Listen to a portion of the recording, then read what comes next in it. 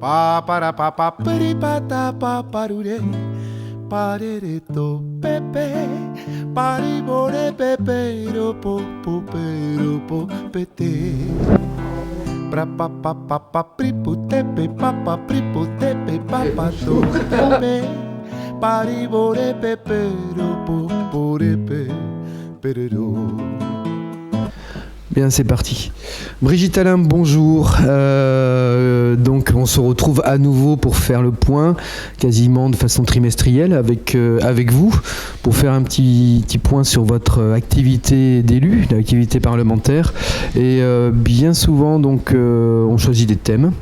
Le thème, en partie, le thème d'aujourd'hui est lié aux migrations, à la fois pour les événements internationaux et nationaux qui ont eu lieu très, très récemment. Aujourd'hui, l'émission est enregistrée, mais c'est la journée d'hommage national aux Invalides que François Hollande est en train ou a terminé en tout cas, de prononcer son discours. Il a terminé son discours. Peut-être avant de commencer sur le thème d'immigration, une première question concernant le vote qui a eu lieu au Congrès. Quelques élus des parlementaires ont refusé de voter les modifications de l'état d'urgence, se sont abstenus. Vous ne vous êtes pas abstenus, on a eu quelques commentaires dans la presse par-ci, par-là, mais on s'adresse directement à vous.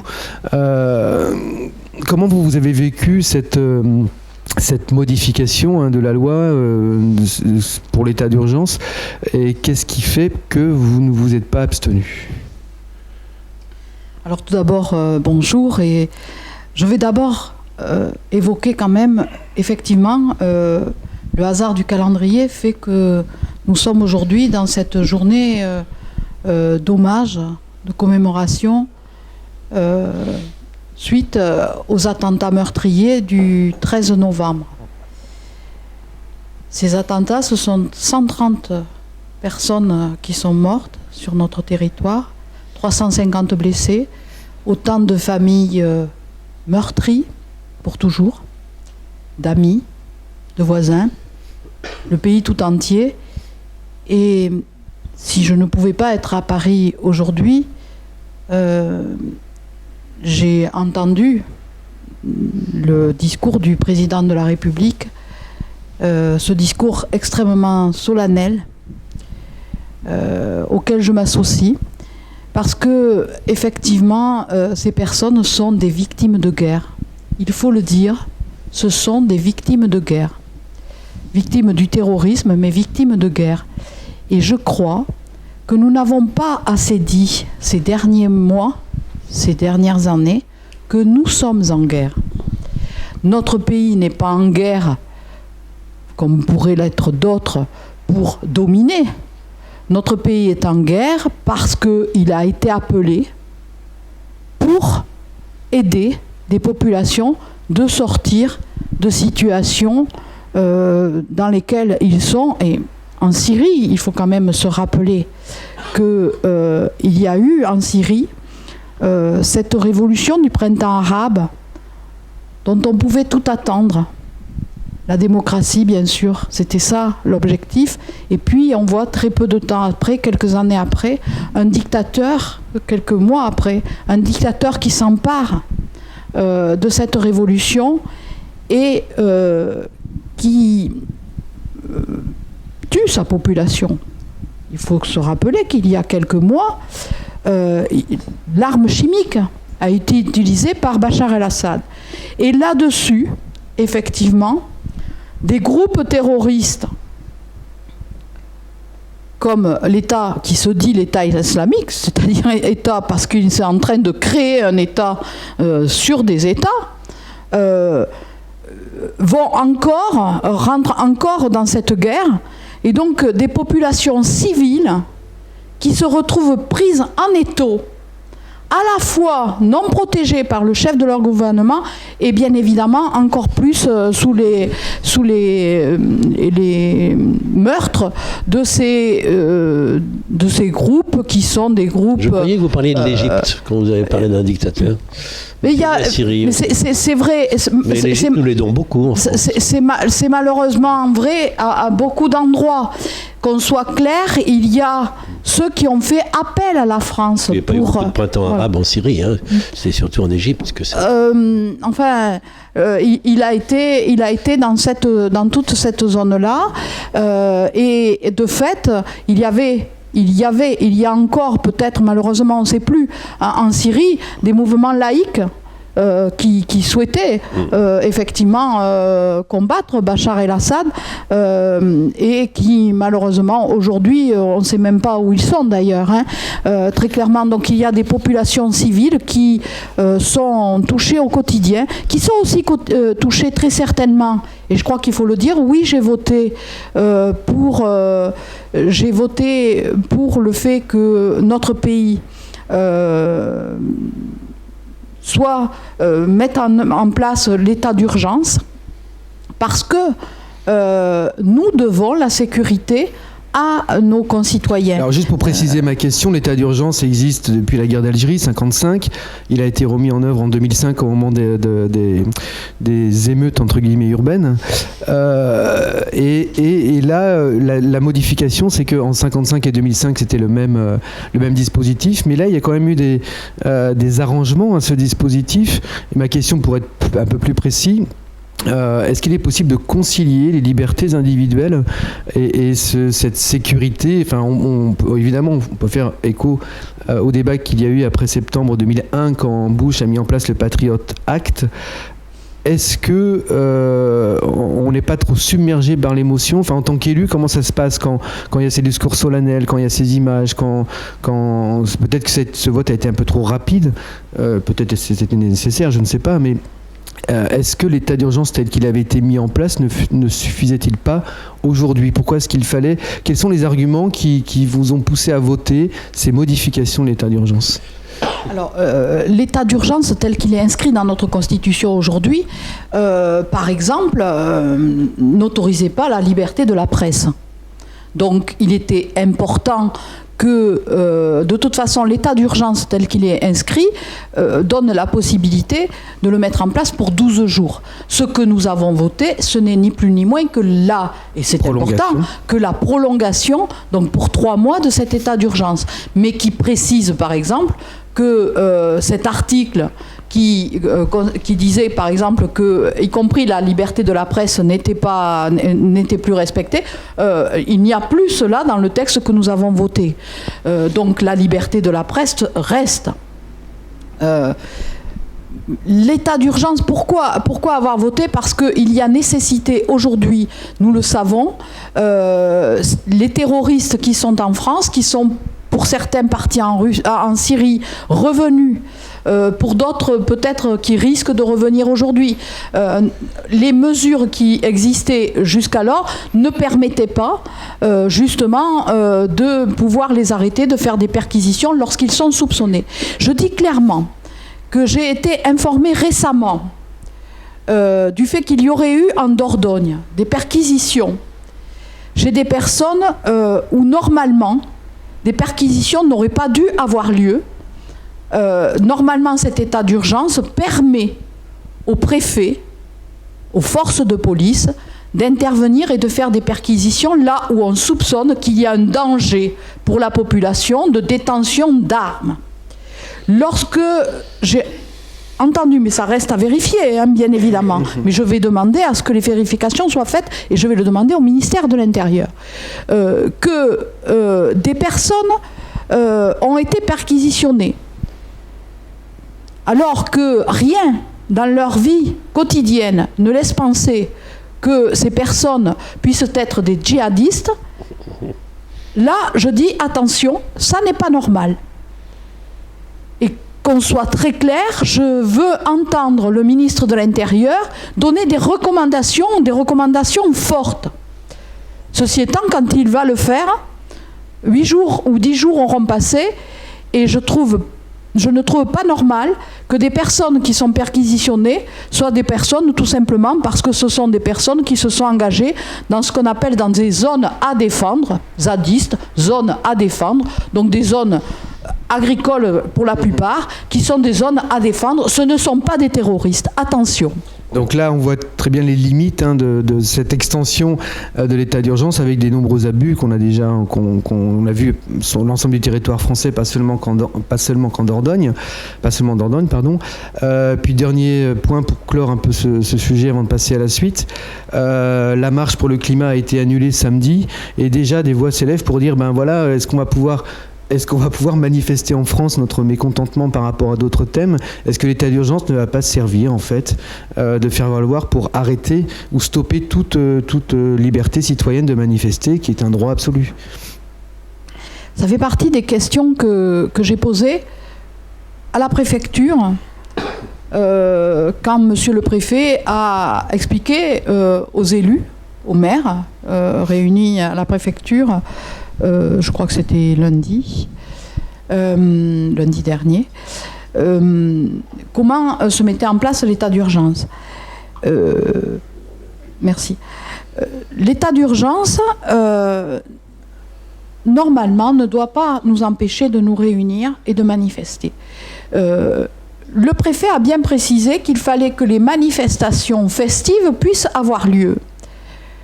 Nous savons que dans les mois qui viennent, dans les jours qui viennent, d'autres manifestations, je dirais, quasiment commerciales, les marchés de Noël, mais aussi, qu'on soit très clair, les grandes surfaces vont être pleins parce que les gens préparent les fêtes de Noël. Ils peuvent tout aussi bien être des cibles qu'une manifestation dans la rue. Donc je ne pense pas qu'on puisse prendre comme prétexte l'état d'urgence, ou alors il faut empêcher aussi que les gens aillent dans les supermarchés. Est-ce qu'il faut arrêter notre pays de vivre? Non. Je ne pense pas. Et j'ai évoqué ce sujet à la préfecture en disant, je sais que il a été demandé qu'il n'y ait pas de manifestation, en particulier par rapport aux commémorations, par rapport à l'hommage. Et qu'on sait qu'il y en a eu des spontanés. Donc j'ai posé la question à monsieur le préfet, que ferez-vous? Il a répondu, nous ferons en sorte que les personnes soient en sécurité, nous accompagnerons ces manifestations. Qu'on soit très clair, ce qui est réel, c'est que nous avons besoin, quand il y a une manifestation publique, ça mobilise un grand nombre de policiers ou de gendarmes. Or, en ce moment, nos policiers et nos gendarmes sont mobilisés dans les lieux publics, dans la rue, partout, pour assurer la protection des citoyens. Et que quand il y a une manifestation, on concentre ses forces sur ces lieux-là. Donc ça peut être une explication, mais il ne faut pas en abuser quand même. Mais enfin, très clairement, hier soir, je rentrais de Paris. Je souhaitais pouvoir être présente au meeting de Cécile Duflot hier soir à Bergerac, puisque j'avais des auditions qui se terminaient à 15h. J'ai dit 15h, je prends le train à 15h30, je suis là à 20h30. Mon train est parti avec 3 quarts d'heure de retard parce qu'il y avait une alerte à la bombe à la gare Montparnasse. Quand il y a une alerte à la bombe, il y a un nombre impressionnant de forces de police qui sont mobilisés. Beaucoup avaient le sourire, on se dit un sac, bon. Sauf que si on ne le fait pas et que le sac explose et qu'il y a 100 morts, tout le monde va tomber sur le gouvernement en disant voilà. Donc il faut quand même se dire que c'est un sujet extrêmement compliqué. Il faut assurer la sécurité des citoyens tout en permettant la liberté de se déplacer et de vivre normalement. Très bien. Sachant que le curseur entre manifestation légitime et illégitime, il n'est pas dans la loi, quoi. Et festif et non festif. Voilà. Gilles, à toi.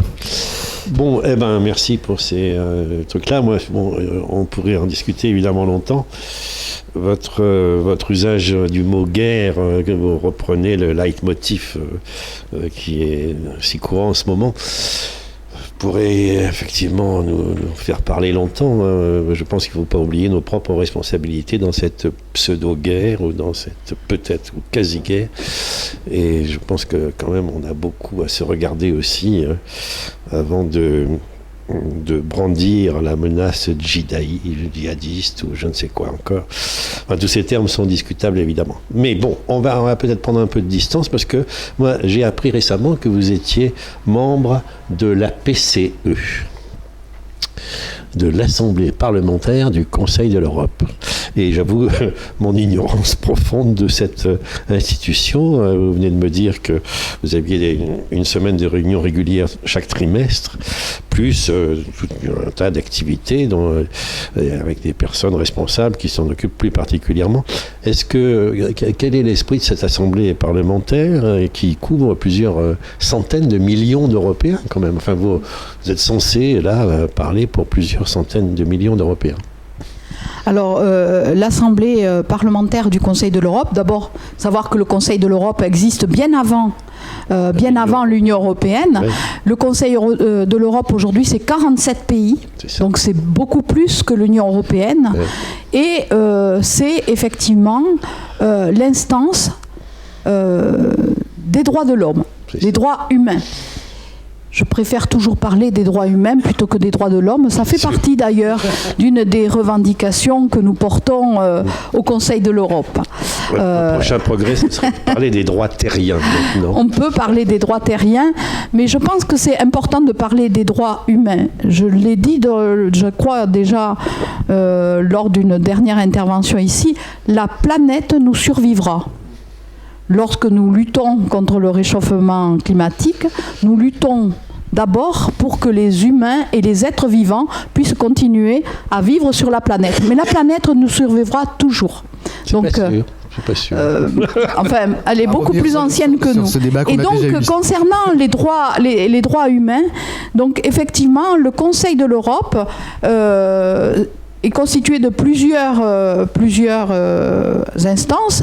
Il y a le Conseil des ministres et il y a l'Assemblée parlementaire du Conseil de l'Europe. L'Assemblée parlementaire est constituée de parlementaires de chacun des pays qui adhèrent au Conseil de l'Europe. Et chacun doit être garant de ce travail pour faire en sorte que les droits humains d'abord soient respectés, bien évidemment, partout dans tous les pays donc adhérents du Conseil de l'Europe, non seulement soient respectés et bien évidemment progressent. C'est du Conseil de l'Europe, par exemple, qu'est née la Charte des droits de l'enfant. C'est ça. On pourrait presque parler d'une morale de la politique, enfin d'une instance morale de la politique, et c'est peut-être la seule qui existe d'ailleurs. Enfin, il y a la Cour de justice européenne, bien sûr, mais là, vraiment, vous avez puisque vous êtes des politiques, vous avez vraiment un rôle moral, et c'est vraiment très étonnant. Vous le sentez chaque fois que vous allez là-bas, que vous allez vous réunir, les sujets, l'ordre du jour, et c'est essentiellement des problèmes comme ça de droit, de morale, de justice. Alors, vous l'avez dit, la plus grande instance, quand même, oui, c'est la Cour européenne. Oui. Mais la Cour européenne ne serait rien si le Conseil de l'Europe n'avait pas voté des recommandations d'abord qui se transforment en résolutions, qui sont votées et qui sont à la fois notre apport à l'ONU, à l'instance nationale, internationale, donc de la paix, mais qui sont aussi notre charte européenne des droits humains. Et donc, en fait, la Cour européenne, en fait, sa Bible. C'est ça. Voilà. Donc, à la fois, c'est une instance morale, mais pas seulement. C'est-à-dire que elle est à la fois morale, mais effectivement très, très politique. Et surtout pratique. Et c'est un lieu, il faut le dire, c'est un lieu de diplomatie. C'est ça. De diplomatie. J'ai fait plusieurs interventions au Conseil de l'Europe, l'une par rapport aux droits de la Palestine, d'un État palestinien. J'en ai fait une d'ailleurs, la toute dernière portée sur la Syrie.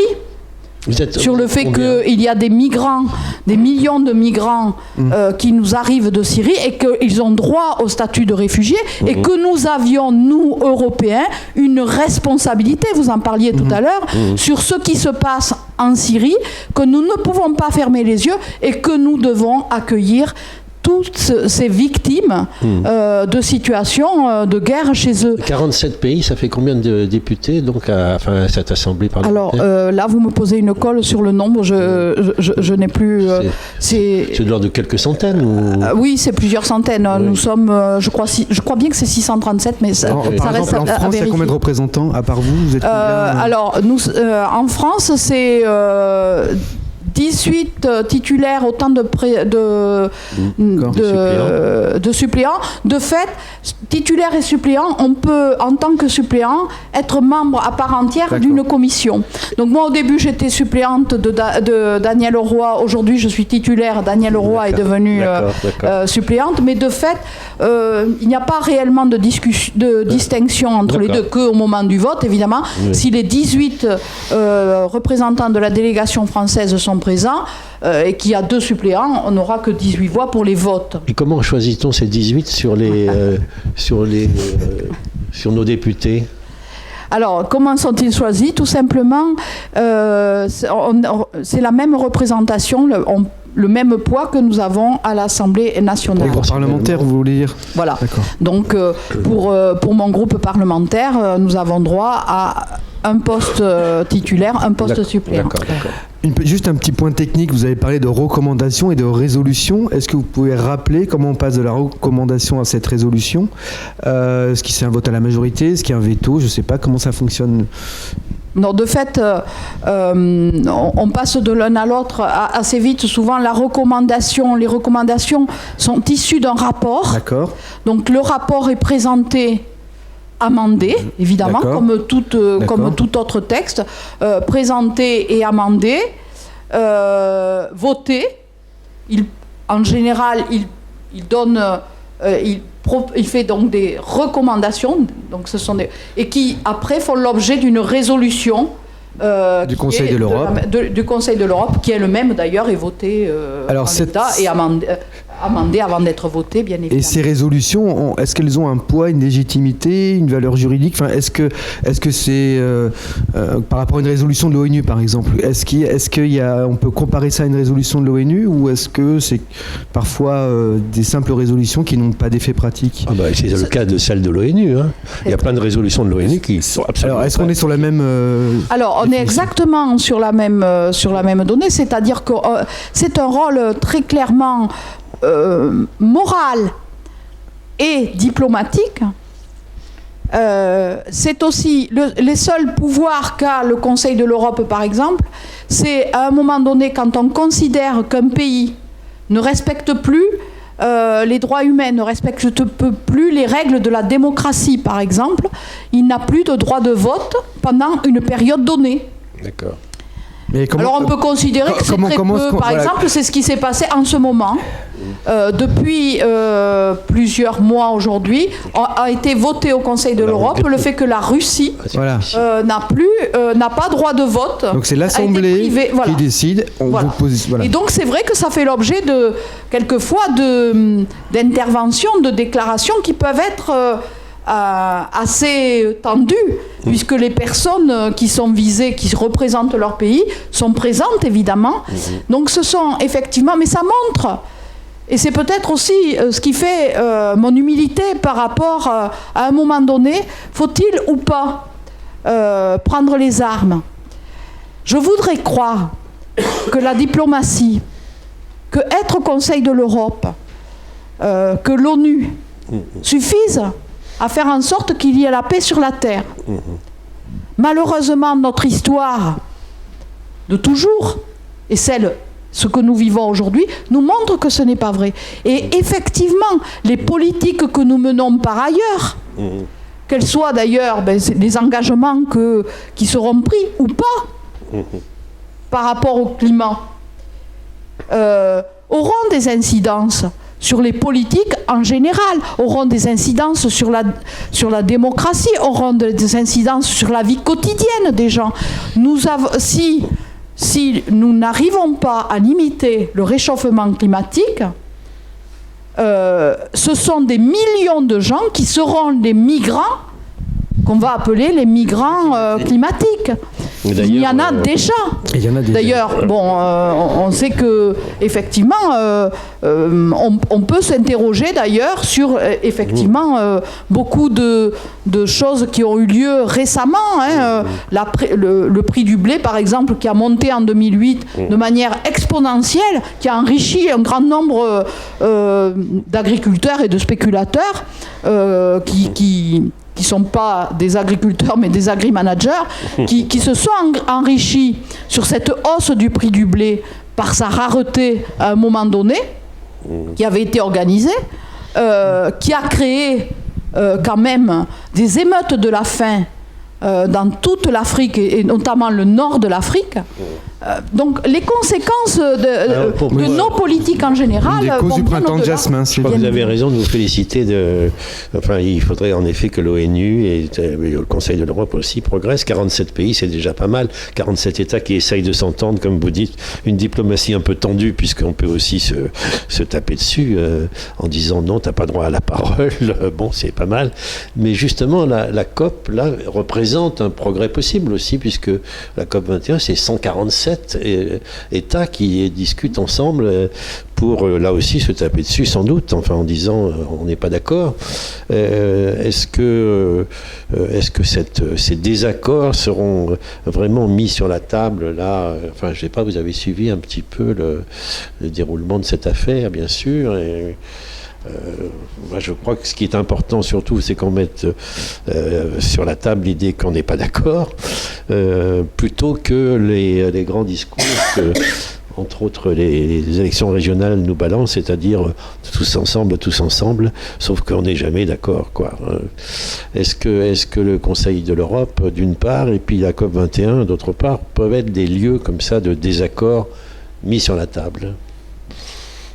Alors, je vous l'ai dit concernant le Conseil de l'Europe, les désaccords sont exprimés au sein même du Parlement. C'est vrai aussi d'ailleurs dans le Conseil des ministres qui constitue le Conseil de l'Europe. On le sait, il y a des moments où les désaccords sont mis sur la table, exposés, mais de fait, jusqu'où doit s'exprimer le désaccord? Est-ce que le désaccord doit aller jusqu'à la rupture ou faire en sorte que ce désaccord soit exprimé, mais en faisant en sorte qu'on sorte du désaccord pour aller vers un accord? Parce que constater un désaccord, c'est une chose, mais ce qu'il faut, c'est toujours progresser. Donc, pas trop vite.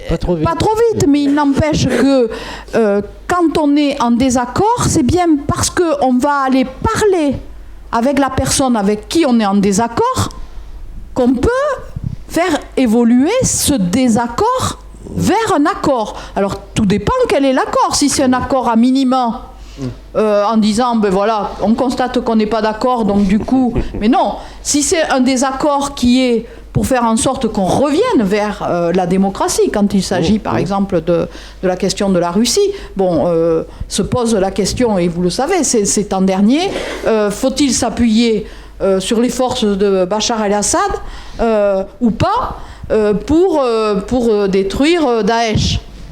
Moi, c'est quelque chose qui m'interroge, parce que je le rappelais tout à l'heure quand même. Juste avant qu'on parle de Daesh, quand même on parlait de Bachar el-Assad et des exactions qu'il a pu commettre sur son peuple, et que les migrations qu'on connaît aujourd'hui sont des migrations qui, pour certaines, sont des migrations qui remontent à quelques mois, et c'est Bachar el-Assad qui tirait sur son peuple. Donc c'est la complexité toujours de la diplomatie. Et donc, de toute façon, moi, c'est pour ça que quand les gens... C'est facile de dire, à un moment donné, on doit faire taire les armes, et c'est la diplomatie qui doit gagner.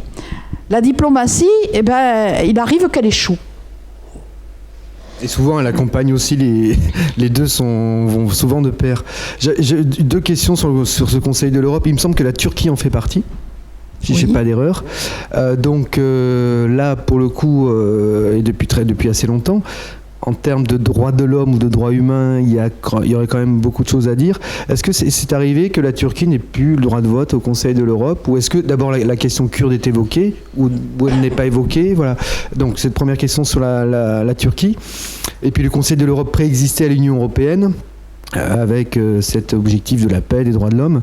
Et pourtant, il y a eu des conflits en Europe dans les années 90, en ex-Yougoslavie. Je ne sais pas quel a été le rôle du Conseil de l'Europe à ce moment-là, s'il y a eu des résolutions, j'en ai aucune idée. On peut se poser la question et souvent la même question on se la pose aussi pour l'ONU, finalement, est-ce que dans son aspect pratique, qu'est-ce que ces institutions peuvent mettre en place, parce que c'est le problème. Donc la Turquie et puis le poids du Conseil de l'Europe, notamment dans le conflit ex-yougoslave et autres. La question que vous posez, elle vaut pour tous. Ces chartes, quelles qu'elles soient, je dirais notre Constitution, qu'est-ce qu'elles valent ? Elles valent d'abord que c'est quelque chose que l'on a écrit ensemble, qui est notre guide, qui est le guide alors, quand on parle de la Constitution française, quand on parle de la Constitution des droits de l'homme, quand on parle... C'est quand même la référence sur laquelle on s'est tous mis d'accord. Et effectivement, quand un pays enfreint ses constitutions, le rôle de ces instances est de les interpeller sur le fait que justement elles ne respectent plus cette constitution, et de faire en sorte que par la diplomatie, quelquefois plusieurs outils peuvent être utilisés. Le premier outil, c'est ce pays ne respecte pas, il n'a plus le droit de vote. Bon, pour certains, ça leur fait pas plaisir, c'est clair. Mais bon, finalement, on voit que la Russie... Ça passe très bien. Voilà, la Russie, pour autant, ses représentants continuent à venir. Ils siègent, bon voilà. Le mur israélien a été condamné par toutes les organisations internationales. Voilà, donc effectivement... C'est toutes les limites, mais c'est aussi c'est un outil. Il faut considérer ça comme un outil, mais comme un outil qui est important. Vous avez un exemple de réussite, ou je sais pas, de concrétisation pratique d'une résolution? Alors là, c'est vrai que je suis pas venue en reprenant. Oui, quand même. Je parlais tout à l'heure de la charte des droits de l'enfant. Oui, c'est vrai. Voilà, il y a beaucoup de choses qui sont utilisées au quotidien, je dis bien, parce qu'une fois que quelque chose est acté au niveau européen, vous le savez, après, il faut que ce soit acté au niveau des États. Et pour que ces résolutions deviennent effectivement des résolutions du Conseil de l'Europe, il faut que plusieurs pays les aient ratifiées. Donc c'est par exemple, la Charte des droits de l'enfant, qui, je pense, est quand même une grande avancée, parce que reconnaître à l'enfant le fait qu'il est un être humain, aujourd'hui ça nous paraît, et puis qu'il a des droits, ça nous paraît à nous quelque chose de tellement naturel qu'on se demande bien pourquoi il a fallu l'inscrire dans une charte. Il n'empêche que s'il a fallu l'écrire dans une charte et faire en sorte que ce soit respecté, et que encore aujourd'hui il faille rappeler quelquefois à des parents, quelquefois à des enseignants, quelquefois avec du personnel soignant, qu'un enfant est une personne et qu'il a droit, lui aussi, il a droit à être nourri, il a droit à l'éducation, il a droit à la santé, il a le droit à la parole, il a droit à s'exprimer. Eh bien, tout ça, c'est parce que un jour, ça a été inscrit, et que un certain nombre de... L'écriture du droit fait partie de l'exercice du droit. Exactement. Mais l'écriture du droit ne nous met malheureusement pas à l'abri des guerres. Et le monde parfait, effectivement, nous ne l'avons pas encore connu. C'est sûr. On pourrait peut-être pas tarder à finir. On pourrait, si tu as d'autres questions, je ne sais pas, mais revenir un petit moment au niveau local, pour terminer. Oui, en fait, on va faire le lien avec l'immigration. Je crois que malheureusement, les événements tragiques très récents vont sans doute biaiser le débat sur les réfugiés syriens. On constate déjà qu'on n'en parle plus ou mal, et puis localement, une confusion. D'abord au niveau national, la France... avec ses quotas, n'est pas le plus grand pays d'accueil d'Europe par rapport aux réfugiés syriens, contrairement à ce que certains disent. Il n'y a pas d'invasion de réfugiés syriens. L'Allemagne est le premier pays qui accueille les Syriens. La France, malheureusement, a un très faible pourcentage. Et puis donc, certains maires, certaines communes, se sont portés volontaires pour accueillir des Syriens. Et puis, pour avoir rencontré le maire de Bergerac récemment, il nous disait que finalement, on attend toujours parce que les Syriens préfèrent aller en Allemagne qu'en France. Donc, ça pose aussi ça montre bien qu'il y a, il y a un verrouillage où on n'est pas envahi et que... Vous étiez à l'accueil des réfugiés. Oui. Que ce débat a lieu. Et puis une confusion totale avec ce qui s'est passé à Mozac, puisque certains ont pensé que c'était les Syriens qui arrivaient à Mozac, alors que ça n'a rien à voir. C'est la jungle de Calais qui a été, dont l'État s'occupe très mal, il faut le dire, des réfugiés de Calais qui sont venus à Mozac. Alors, est-ce que vous pouvez peut-être nous rappeler un tout petit peu les conditions d'arrivée de ces demandeurs d'asile, parce que ce sont des demandeurs d'asile, et puis est-ce que ça a été compliqué cette mise en œuvre ? Alors d'abord, cette arrivée en Dordogne, donc de ces demandeurs d'asile, 50, c'est quelque chose qui a été mis en place effectivement à la suite donc d'une décision qu'a prise le ministère de l'Intérieur pour effectivement apporter une réponse qui n'est pas, c'est une des réponses par rapport au nombre exponentiel de migrants qui sont arrivés à Calais, qui effectivement, dans un premier temps, pour la plupart, quand ils sont à Calais, ne sont pas là pour demander l'asile en France. Et ce qu'ils souhaitent, c'est passer en Angleterre. Alors, pour quelles raisons ? Tout simplement parce qu'en Angleterre, les droits du travail ne sont pas du tout les mêmes qu'ici. On peut trouver du travail à la journée. Payé à la journée, et donc c'est plus facile pour des personnes qui sont sans statut finalement de pouvoir vivre. On a quel statut donc ? Si on ne fait pas de demande d'asile, on est considéré comme réfugié déjà ou... Non. Quand pour l'instant ils sont, la plupart ont fait une demande. Ils peuvent avoir aucun statut, c'est-à-dire qu'ils sont migrants. Ils ont encore tout simplement, ils ont le statut, ils ont la nationalité du pays duquel ils arrivent, tout simplement. Ouais. S'ils ont été inscrits comme étant demandeurs d'asile, ils sont demandeurs d'asile dans le premier pays où ils ont été inscrits. Pour certains, c'est souvent l'Italie. Ou la Grèce, puisque effectivement ces deux pays sont les plus proches par rapport à la Méditerranée. Et on voit bien que ces accords de Dublin aujourd'hui, face à ce flot de personnes qui sont migrantes et donc qui demandent le statut de réfugiés en Europe, en fait, c'est pas les seuls pays là où ils arrivent qui peuvent le leur accorder. Et pourquoi aussi à Calais ? Tout simplement parce que de fait, il y a à la fois ceux qui voudraient aller en Angleterre et donc sortir de l'espace Schengen. C'est un des seuls endroits en Europe où on peut sortir de l'espace Schengen, et surtout parce que de fait un certain nombre sont là, donc d'autres vont les rejoindre tout simplement. Quand on part de son pays sans rien, eh bien on essaie de rejoindre ceux qui sont partis avant, tout simplement. Je dirais tout simplement. Et un certain nombre d'ailleurs ne sont pas forcément demandeurs pour aller en Angleterre, ils se sont retrouvés là, tout simplement. Et donc à un moment donné, moi j'étais allée à Calais, donc dans le cadre d'une mission du Conseil de l'Europe qui était d'aller vérifier qu'au centre de rétention, puisqu'il y a un centre de rétention pour ceux qui sont arrêtés et qui, pour lesquels on va les renvoyer soit dans le pays dans lequel ils sont arrivés, soit dans leur pays d'origine, s'ils n'ont pas droit au statut de demandeur d'asile.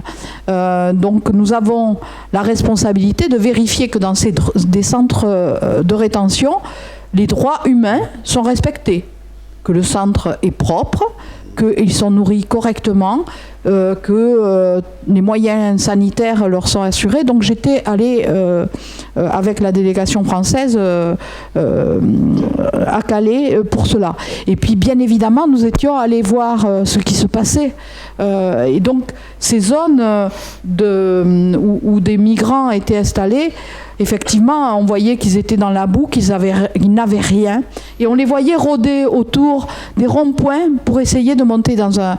Je peux vous dire que quand vous voyez un jeune dont vous ne savez pas si c'est un gamin de 15 ans ou de 20 ans, parce que, voilà, mais peu importe, et que vous voyez que ces jeunes-là sont prêts à mourir, peut-être pour monter dans un camion pour pouvoir aller chercher un Eldorado qu'ils ne trouveront certainement pas, c'est quelque chose qui vous fait mal. Et ce que j'ai vu à la télé récemment, c'est que ces endroits ont été multipliés quasiment par 10 en quelques mois. Donc nous devons effectivement trouver des solutions pour ceux qui le souhaitent, parce que effectivement tous ceux qui sont tous ceux qui sont à Mozac, dans cette ancienne colonie, sont des personnes qui ont accepté de venir et donc qui en quelque part acceptent l'idée qu'ils ne demanderont pas l'asile en Angleterre, mais demanderont l'asile en France. Un certain nombre d'entre eux étaient à Calais depuis 1 an, voire plus. C'est ça. Donc, ils ont énormément souffert. À chaque fois, donc j'étais là le matin où à la préfecture, il y avait une réunion pour organiser l'accueil. Et ce jour-là, pendant la réunion, j'ai pris la décision que je ne prendrais pas le train le jour même, puisqu'elle était le mardi matin, donc déjà j'avais différé l'idée d'être à l'Assemblée nationale le mardi. Et à nouveau, le lendemain, je n'y étais pas, tout simplement parce que j'étais à Mozac. À la fois pour vérifier que l'accueil était bien fait. Quand ils allaient arriver, ils sont arrivés, il était presque minuit ou minuit passé d'ailleurs.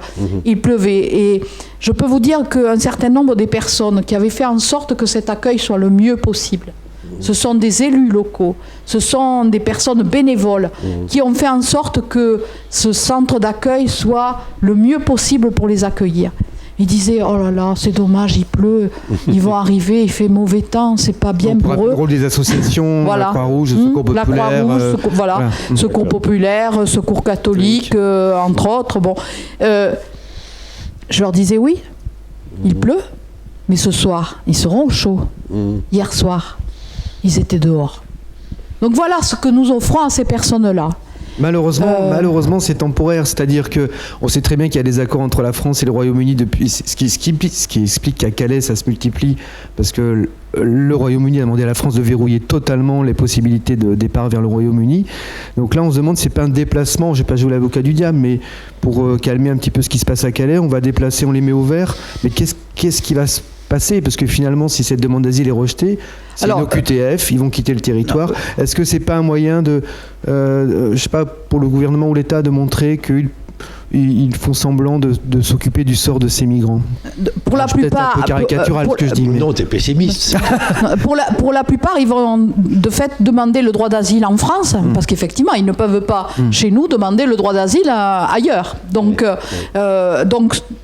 effectivement, leur dossier va être étudié cas par cas, c'est-à-dire est-ce qu'ils ont déjà demandé le droit d'asile dans un autre pays, et auquel cas il va falloir croiser ces deux demandes d'asile, soit ils vont demander le droit d'asile en France, soit ils vont demander le droit d'asile dans un autre pays, soit ils l'ont déjà fait ailleurs, et donc effectivement c'est entre les deux États que les choses vont se régler.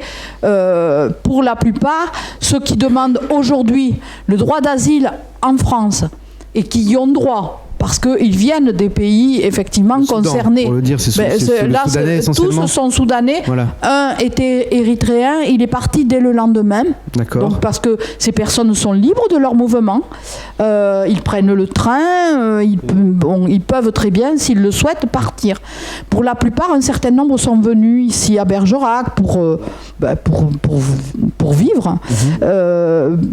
Sont allés à Bordeaux, quelquefois aussi pour leurs papiers, Oui. mais téléphonent le soir pour dire attention, je reviens. En clair, oui, c'est aussi un centre de répit. C'est d'ailleurs comme ça que ça s'appelle. Oui, c'est ça. Et clairement, ils sont là en attendant d'avoir leur droit d'asile Confirmé accepté ou pas. Donc c'est une longue procédure. Donc a priori, mais c'est une longue procédure. Normalement, ceux qui sont là devraient obtenir le droit d'asile, puisque ils font partie des pays qui sont effectivement touchés par la guerre, et donc ils seraient en danger s'ils repartaient chez eux. Après, effectivement, c'est la procédure de droit d'asile. Donc effectivement, c'est tampon. Mais qu'on soit clair, à Calais aussi, ils étaient dans une zone tampon, sauf qu'ils étaient dans la boue. Un certain nombre sont restés à Calais. Alors, les conditions sont améliorées, c'est-à-dire qu'aujourd'hui, il y a des sanitaires, il y a des douches. Mais enfin, ceux qui sont venus à Calais, ceux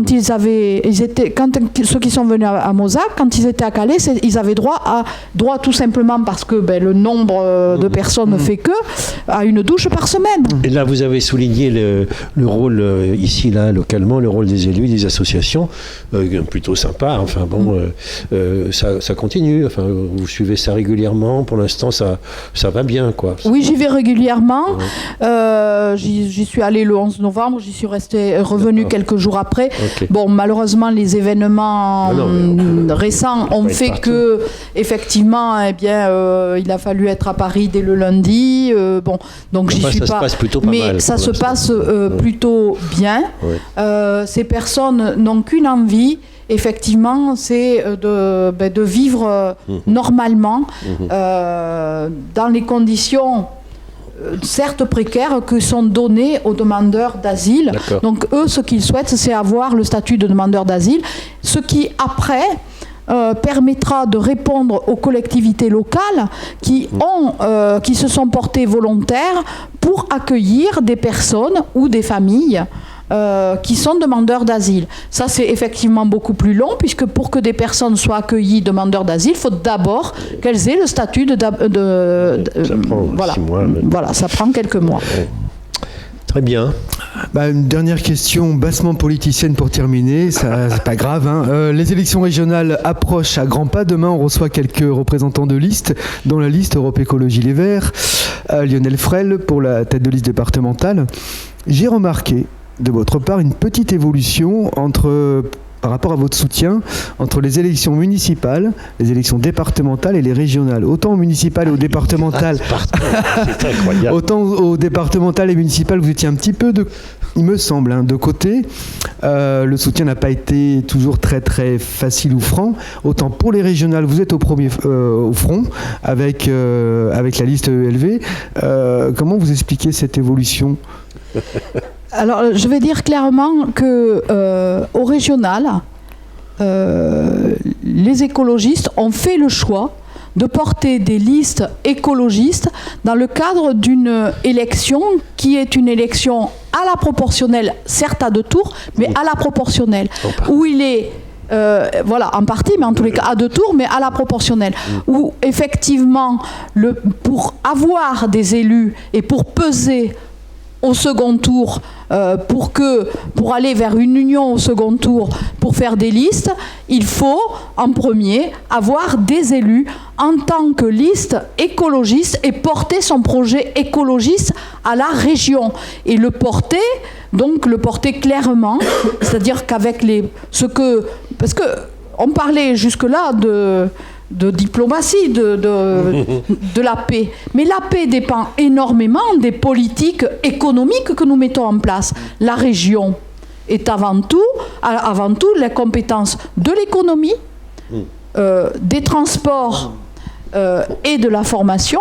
Ce sont 3 sujets extrêmement importants et en fonction des orientations que l'on prend, effectivement, ça change tout au niveau, effectivement, aussi des conséquences sur la paix.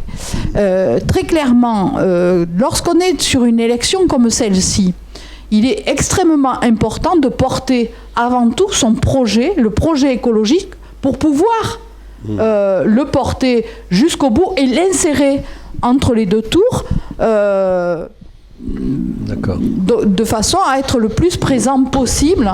Et donc c'est la raison pour laquelle il me paraît important effectivement de partir dans cette campagne électorale de manière séparée.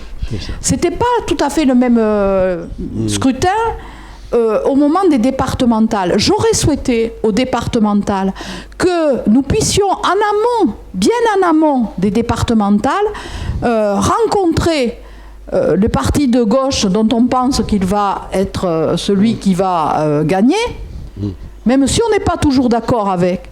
Mais il n'empêche que ça nous permettait de porter des revendications pour que l'écologie soit prise en compte dans ce département, même si le département, la plus grande de ses compétences est sociale. Mais qu'on soit clair, le social et l'écologie sont liés. Aujourd'hui, nous n'avons aucun élu au département, et je le regrette. Ceci étant, après avoir fait ce choix, j'aurais quand même souhaité aussi que quand même, pour le 2e tour, il y ait un signal pour dire que nous pensons quand même, et on peut être en désaccord avec des décisions qui ont été prises par le gouvernement, par des choix. Je n'ai jamais, par exemple, consacré le CICE. Je continue à dire que ça a été l'erreur, la grande erreur. Mais il n'empêche que justement, quand on va gérer le social, est-ce qu'on préfère avoir un département avec une majorité à droite ou un département avec une majorité à gauche? Moi, je considère que les droits sociaux ont toujours été mieux défendus par la gauche. Et donc, j'aurais souhaité que ce message-là soit porté par les candidats qui avaient été candidats au premier tour. Ils ne l'ont pas fait, donc je me suis, moi, engagée au niveau du département. On est content d'avoir un député qui a les idées claires, comme ça. Au fond, les régionales avivent les couleurs des partis, alors que les départementales pouvaient permettre de les marier un peu plus. Ce qui signifie que c'est juste la proportionnelle. En gros, vous dites que le système. Gros, ça veut dire que le système proportionnel vous paraît le plus juste. Oui. Tout à fait. Sur 75% des sièges. Oui, mais qu'on soit clair, cette proportionnalité, justement, oui, c'est le scrutin. Bon, nous n'avons pas obtenu, puisque quand même, il y a eu une réforme pour les élections départementales. Bon, nous n'avons pas obtenu que pour les élections départementales, une part de proportionnalité soit mise dans le... Donc, à partir de là, il fallait prendre acte de cela et voir comment nous, écologistes, on pouvait apporter au département notre participation, parce que je considère que là où sont les écologistes, nous ne sommes que 18 parlementaires. Je peux vous dire que 18 parlementaires qui travaillent, nous permettons d'influer sur les politiques. Jamais autant au niveau où on l'aurait souhaité. Mais en tous les cas, nous avons permis de gagner un certain nombre d'avancées. Voilà, j'ai été citée hier apparemment pour avoir, je crois, un résultat de 13% des amendements que je porte qui sont... alors on peut considérer que c'est pas beaucoup. Non, moi je considère que je vois ce qui se passe dans l'Assemblée. Ça pourrait être mieux. On a une échelle, 13%, je m'en rends pas compte, c'est bien. Écoutez, 13% quand on est un parti minoritaire, je trouve que c'est pas mal. D'accord. Réfléchis au nombre de gens qui répondent à Canal tu verras. Je voudrais que ce soit 100%, mais... Voilà. Bon, juste pour vous dire quand même, au 2e tour des départementales, c'était une liste de droite et une liste du Front National qui était son canton de Bergerac. Il était quand même difficile d'appeler à voter à gauche dans cette situation-là. Sur un seul canton, qu'on soit clair. Non, c'était qu'on soit clair, il y a eu d'autres cantons où les écologistes n'ont pas appelé. Je le regrette et je le dis encore. D'accord. Voilà, c'est clair. Eh bien, merci beaucoup Merci, pour Christine. votre Tu n'as intervention. pas de questions à poser derrière la caméra, non? Elle est frigorifiée comme nous. Merci et à la Christine, elle prochaine. travaille toujours derrière la caméra. J'aime Non. bien un jour qu'elle soit là. Absolument. Ah mais on lui demande mais elle veut pas. Je sais Julia, pas. La prochaine fois, Elle la se prochaine fait- fois. elle se fait- Merci. Merci beaucoup. Merci à vous. Pa para pa pa piri pata pa parure parereto pepe paribore pepero po pero po pete pra pa pa pa pa pripute pe pa pa pripute pe pa to pepe paribore pepero po pe pero